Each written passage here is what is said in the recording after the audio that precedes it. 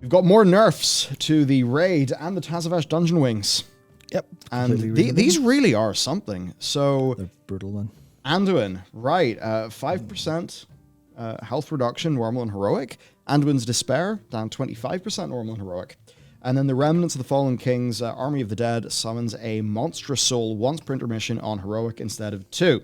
Now, this is where Dakor coming in here, being a cutting-edge mythic raider, is very useful because we would have no idea what that would really mean because we haven't done heroic yet. But he says, this is so much larger than it sounds, you can now pump a ton more DPS into Remnant of the Fallen King, which means doing tons more damage to Anduin. This, in addition to the 5% health nerf, is going to make the fight a whole lot shorter. And for him, on his guild's normal clear of Anduin on Wednesday this week for tier, they managed to skip an entire intermission phase because they got more damage. Our guild is going to be progressing on Anduin. It's only Anduin normal. We'll be doing that on Sunday. Yep. But it was quite fun, once we added in death skips, and that's the thing, we raid 2 nights a week, which can really mean that actually making meaningful progress is quite hard. And if we were a 3-night-a-week raid group, we got 2 progression nights, which would be wild. Yep. But yeah, no, so we were able to clear all of normal. It was mostly one-shots. I think there was 1 or 2 a little bit rumbly we had to get used to again. But certainly doing the trash skips, that meant that it was possible as a raid night, and it means that our Sunday can just be Anduin night. Which, kind of wild how much skipping that trash improved the raid experience. Yeah, I mean, there's obviously the raid experience being improved because we just skipped the trash and thus didn't have to fight it. Great. But also, the actual mini-gaming of getting the death skips was actually quite fun. Yeah. I had this moment where, I can't remember any of the things, but on the way to Lehuvim, all of that trash, they added stealth detection, but the way mobs path in a couple places, you can stealth around them if you're patient. And I remember doing this incredible jump. It was using the first couple seconds of Tiger Dash move speed to jump. I managed to skip a platform that absolutely 100% you're not designed to be able to stealth around this guy. And I just made this incredible jump, made it the whole way across. I feel like a god, thank you. Emergent gameplay, it's happened. Fantastic. Yeah. Now, for other things, there is the crab. Yep. So this we very much felt. I think you probably felt more than me being a healer. Oh yeah, no, this fight seriously went from this is proving difficult to heal to haha Trankober. Yeah, so the initial damage from Reclaim is down 10% on Raid Finder Normal Heroic. They've decreased the additional speed ephemeral motes gained from Eternity Overdrive by 50% on Raid Finder Normal Heroic. It just makes that last phase so much easier. Eternity Overdrive scaling damage has been reduced as well, which again makes that final phase easier. Earthbreaker missiles, 15% damage reduction, Raid Finder and Normal, and they fixed an issue that caused the Light Shatter Beam's periodic effect to do the wrong amount of damage. So, big nerfs. Big nerfs, we very much felt them. Vigilant Guardian. Spawn rates for the Volatile Materium and prefabricated sentries are less aggressive on Mythic, and they've increased the grace period before the exposed core, where Refracted Blast and De-Resolution won't be cast on all difficulties. Very exciting. Zymox. 15% nerf on Mythic difficulty. And fix with Ancient Exhaust. Probably not the sort of thing we're going to see. Now, Prototype Pantheon. So we actually got a kill pre-nerf and post-nerf. I wonder, did it feel any different to you healing? Oh, it was, well, for a start, we didn't have Dakor healing, and he's substantially, well geared, versus we had the Pug Druid that was doing, more healing than me, quite frankly. But it was so much handier. It still was a wee bit squeaky, but it was way handier. It was way handier. That fight really needs the targeting sorted for the Withering Seeds, because you can't rely on nameplates, because Blizzard yoinked nameplates out of raid, basically. And the boss frames doesn't show enough, but yeah. It is wild. Burden of Sin, damage reduced by 20% normal heroic. They resolved an issue with the Withering Seeds failing to cast, and adjusted an unfair timing of Hand of Destruction and Night Hunter in the final phase. Interesting. It's very fun that unfair timings has affected the boss that has Denathrius in it. considering how bad Stone Legion Generals was for exactly that. Oh, yeah. That was a fun fight. For Lords of Dread, that ruined Crest of Lordaeron is now on their loot table, so you can get that. Pretty neat transmog, actually. It's really nice. For Rygolon, the Cosmic Ejections will not be striking people outside the intended radius. And as for the Chuckler himself, they fixed an issue with Defile. Get it? Remember Defile? The Chucklers, he made that. Defile, that's a... Yeah. DK talent. So they fixed an issue with Defile that prevented it from inflicting the proper amount of damage, and as such, the amount of damage of Defile is being increased by 85% on heroic difficulty, and they're going to keep an eye on that. Then for Tazavesh, basically just a whole bunch of nerfs, because it's the first time it's here in Mythic Plus. People aren't, they aren't used to it, they aren't ready for it, and yeah, that's just how it is. Certainly, I remember. Oh no, what was it called? The 7.2 dungeon, Cathedral of the Eternal Night. Oh, that was brutal. I loved it. I love that dungeon. I thought it was great. As a dungeon, I didn't really do it trying to push keys or anything, and I think it had issues if you were a key pusher. But I thought it was a really cool dungeon. Anyway, just another example of. Recent Mythic Pluses were so much better. They were pretty great. But I think they were better because they had weirdness to them, whereas like they weren't super well designed. And it's like they definitely tried, but some of it was like there's just a little bit of curse me for using the word jank, but there's just a little bit of jank for all of them that felt quite interesting. What did you feel like they were dungeons with Mythic Plus on them rather than being Mythic Plus dungeons? Yeah, a little bit of that. Yeah, a little bit of a difference there. Yeah. Should we talk about the Race to World first then? A little bit of that. So right. honestly, I've not really been following it, but well, apparently.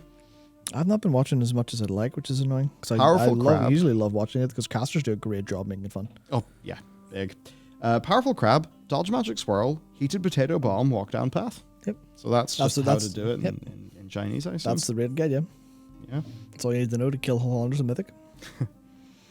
Yeah, so Halandras was hard. Yeah. Hard, yes. Yeah. Christ. Many pulls. So what have we got here? Well, Liquid Clutch kills Anduin. Oh yeah, that's big. That's so big. Scott's gonna feel like a god after that. Oh shit. Their blood. Okay, wow. So their blood DK. Yeah. Just soloed to the end. Yep. Absolutely. The last million both HP. It's great. Yeah, sweet. So then overall, we've got Liquid, number 1. Echo, number 2. Still on Anduin. Then let's see. Pieces, Skyline, Method. Method have really got back up to speed pretty quick. It's impressive. Big Dumb Gaming Guild and Aster. Yep. Interesting. Yeah, no, the Chinese guilds, I mean, this has been the case for a couple races now, but the Chinese guilds are really, really pushing up there into the rankings. Like, so it's very much nice to see. Interesting. So, pull counts in Anduin, what do they look like? Well, Liquid got it with 219 pulls. Yeah. Echo, 132 pulls, but their best is 19.3%. Pieces, 103 pulls, their best is 49.9%, and Skyline, or 80 pulls, best percentage is 64.6%. So I think very much still looking like Echo are unsurprisingly going to be number 2. Interesting. So, apparently, Blizz, without knowing, disabled the hitbox from start on last phase. Now everyone's saying Liquid cheated. What? A little bit of a whoopsie nerf. A little bit of an accidental whoopsie nerf, it seems. That's what Christopher Crawford said. I didn't see that at all. Maybe I'll look this up a little bit. Oh, but yeah. So Blizzard did a nerf while Liquid were progressing that let them get the kill? Yes. Seems to be the case. Surely Echo will now benefit from that nerf? Yeah. But is the more conspiratorial thought that Blizzard did?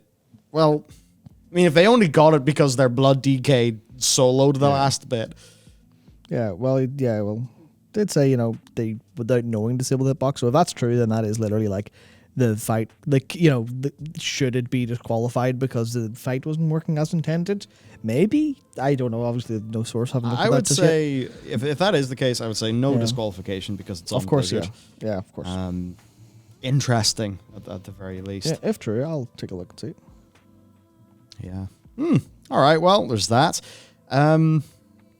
Okay, so our own Mythic, Vigilant Guardian, 435 guilds, 305 for Skolex. How do you do this one? Dausgane? I would say it probably doesn't. Does 153. Yeah, I say Dosagni to take the piss. Yeah, 129 for Zymox. And then, yeah, it's like Pantheon and beyond, you really just see it fall off a damn cliff, and that's when it's like only really the hyper-competitive guilds. Yep. On Heroic, though, only 41 guilds have done so well. He's tough. I think he's tough, and... wait, does he drop tier? No. That's the No, yeah, they were all skipping yeah, him for that reason, right? Yeah, the whole point is that the jailer is a terrible boss in terms of wanting to kill him for loot. It's like way harder than you need the loot for, and especially a lot of guilds who are able to kill jailer on heroic are likely going to be mythic guilds. Yeah. So they'll just be going and doing the the free loot of guardian instead, as opposed to the jailer for no real reason. Like, so Interesting. So. Yep. There's the race, I think, certainly versus versus the last one. Yeah. They've definitely allowed this one to be a bit harder. Yep, which I think is well, it's interesting. I would need to see how hard it is on the likes of heroic, and see how it feels for like the average player. But I think as an experience, I think them making these way harder is good. Only downside is how much of that comes down to specifically designed breakpoints for increased throughput and stuff. So double legendary tier set bonus. Because obviously one of the big things here is the 4 sets just, here you go, here's your, what was it? Was it the demo lock? It's like 20% damage or something just from picking up 4 set. You're like, all right, off you go. Off to the races there.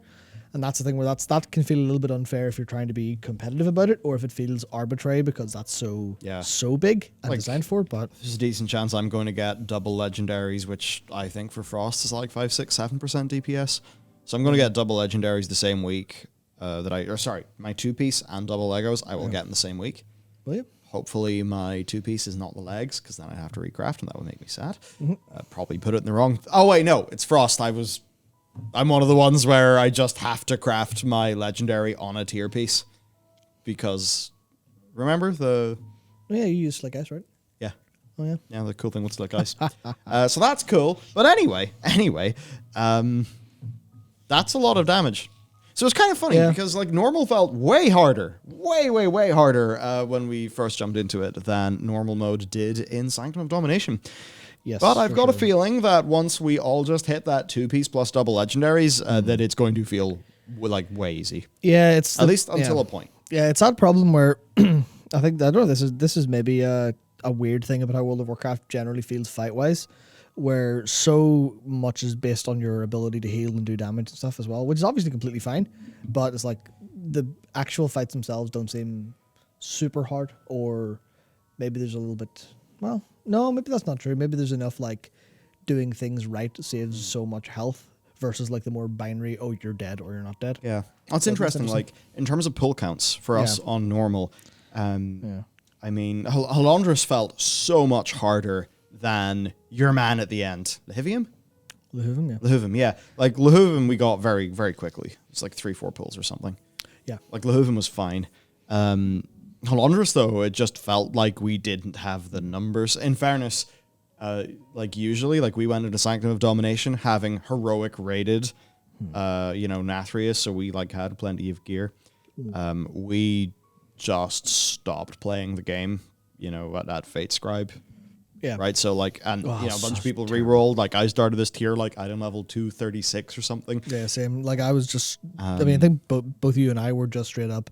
Buy all the crafted gear, play the game. Yeah, I was crafted in Cypher gear. Yep. I think I'm now 253-ish. I forget exactly. Fuck you, man. I played so much more than you this week. I played like 5 times as much as you. It's disgusting. And you're just higher item level. It's disgusting. Yeah, that's pretty rough. Vile. Yeah, pretty rough. Fuck you, I guess. That's it, yeah. But no, it was just interesting because like Halondrus was way harder than any of the other fights in the first 7 bosses. Yeah. It was all. I mean, I think it's the Painsmith effect where the fight is like that's easily one of the best fights in the raid so far. I think it might be the best so far. It's really, really cool, and I think the fact that it's interesting and fun and has everyone involved doing stuff means it is going to be harder mechanically, and also they did tune it to be fairly hard. But like I think it's. Harder is better when it's also more interesting. Yeah, because Painsmith's the memorable fight from there as well. I think for me, the only boss that's truly boring is Vigilant.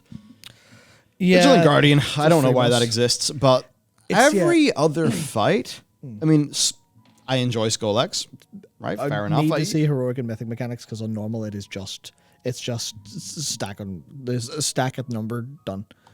Yeah, I just think it's got a nice, simple sort of group movement-based mechanic that it's sort of centered around, which means that for just, going and doing, I think it's a fun enough boss. Halondrus, one of my favorites. Zymox, great, as always. Let's just have Zymox in every tier. I'm so happy they were like, fuck it, let's just reuse a boss. Obviously they redesigned it, but like the fundamentals of why that fight's so cool are just real. They're just real. Yeah, the Designe, the Fallen sausage. Oracle. The Fallen Oracle. Yeah, I think she's pretty fun. It's pretty fun. I like the beam mechanic. I'd be interested in seeing what it's like when the beams are actually punishing. But that said, I am a Frost Mage, and between those like little circles and the circles in Zymox, it's great. I can spatial rift the circles. Although that said, once I thought I was being really smart, I spatial rift over one of the creation thingy circles.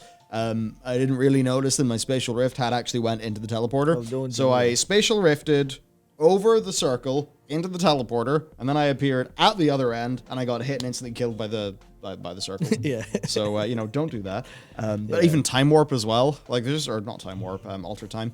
It's really fun. Yeah. Other bosses. I mean, Illuvium's fine, grand. I kind of like Prototype Pantheon for some reason. The Prototype Pantheon is cool. It's just a whole bunch of mechanics. I think the Lehuvium would be substantially better if it wasn't the biggest boss room in all of history. It's really big. Even as a Resto Druid with Tiger Dash and Stampeding Roar and being able to just go kitty and run across rooms, like, why are you so big? Why? I can understand like the sense of scale, but man, this sucks. For running raid with like 10 people, you're like, man, why? What? There's room for 20,000 people in this room. Why is there 10 of us? What's going on?